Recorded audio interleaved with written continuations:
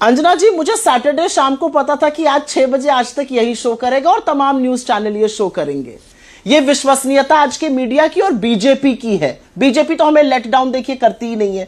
राहुल गांधी जी को विदेश जाना था, हमें पता था ये कुछ ना कुछ पकड़ के उद्वेलित होंगे, एक भद्दी गंदी भोंडी सी प्रेस कॉन्फ्रेंस करेंगे, उसको तमाम मीडिया कवर करेगा। मुझे इससे कोई आपत्ति नहीं है, हम लोग यहां पर लोकतंत्र में हैं। टेढ़ा मेढ़ा छोटा बड़ा जो भी मंच होगा उससे अपनी बात कहने के लिए। संसद सबसे बड़ा मंच होता था, वहां माइक ऑफ हो जाता है, वहां पर ओम बिरला दिखाए जाते हैं राहुल गांधी जी की जगह। छोड़िए उन बातों को, मैं मुद्दे पर आती हूं। मुद्दा इस बात का है कि उद्वेलना किसकी ज्यादा है, दिक्कत किसकी ज्यादा है कि राहुल जी ने विदेश में यह कहा या उन्होंने जो बातें कही।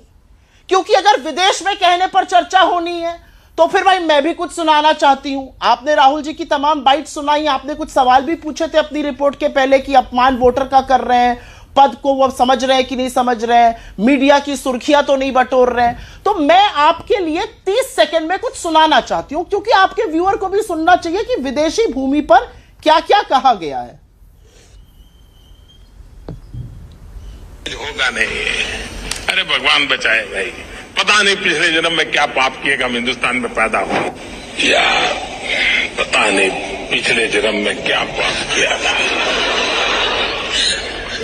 हिंदुस्तान में पैदा हुए। ये कोई देश है, ये कोई सरकार है, ये कोई देश है, ये कोई सरकार है? क्या पाप किया पिछले जन्म में जो हिंदुस्तान में पैदा हुए?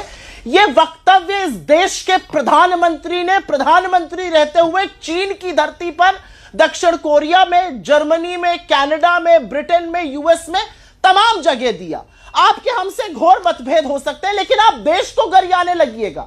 आप ये कहने लगिए कि जो 2014 से पहले इस देश में पैदा हुए वो अपनी किस्मत को कोस रहे थे। आप कोस रहे होंगे, लेकिन एक भारतीय भारत में पैदा होने को अपना गर्व मानता है, अपने सबसे बड़ा सौभाग्य मानता है। ये तो मैं पहली बात कहना चाहती हूं। दूसरी बात, आपको दिक्कत अगर राहुल गांधी जी के महाराष्ट्र चुनाव के वक्तव्य को लेकर है तो कुछ आंकड़े आपके सामने रखना चाहती हूं जिससे कि उस पर बहस हो। महाराष्ट्र चुनाव में 2024 जून से लेकर 2024 नवंबर तक, और आपके सवाल का भी जवाब दूंगी, 39 लाख वोटर्स ऐड हुए।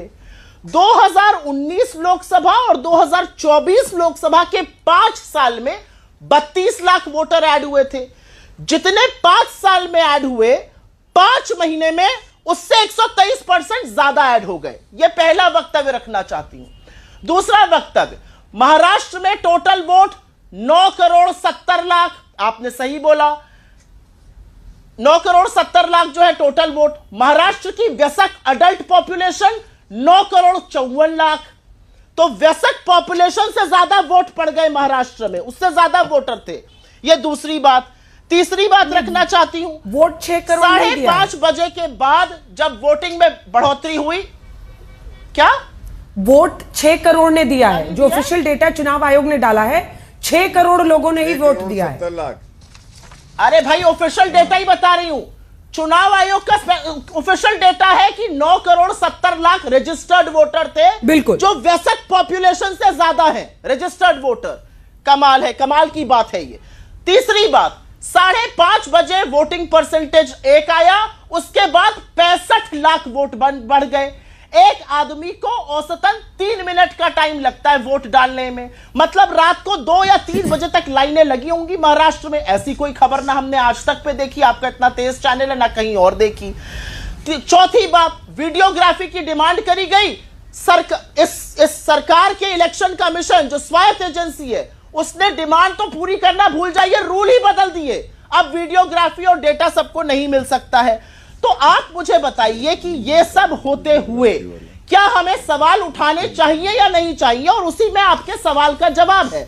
आपने पूछा कि क्या जो लोग लाइन में लग लग कर वोट देते हैं उनका अपमान है? जी नहीं, उनके हक, उनके वोट का अधिकार है। हो सकता है कि आहत कौन हुआ इससे? बीजेपी आहत हुई है। हो सकता है बीजेपी के पूरे 30-35% वोट शेयर आहत हो गए हो।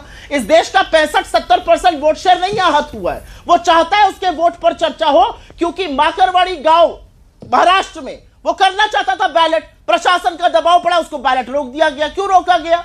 तो मेरा अपना मानना है कि आहत होना एक बात है किसी को देशद्रोही कहने का अधिकार इन माफी वीरों और मुखबिरों को किसने दिया है? और अगर आप मेरे नेता को 3 बार अपने वक्तव्य में झूठा कहिएगा तो फिर मैं क्यों ना कहूं कि फेंकू बाहर जाकर हिंदुस्तान का अपमान क्यों करते हैं? आप इस देश के प्रधानमंत्री थे, आप तो इस देश में पैदा होने पर कोसते हैं।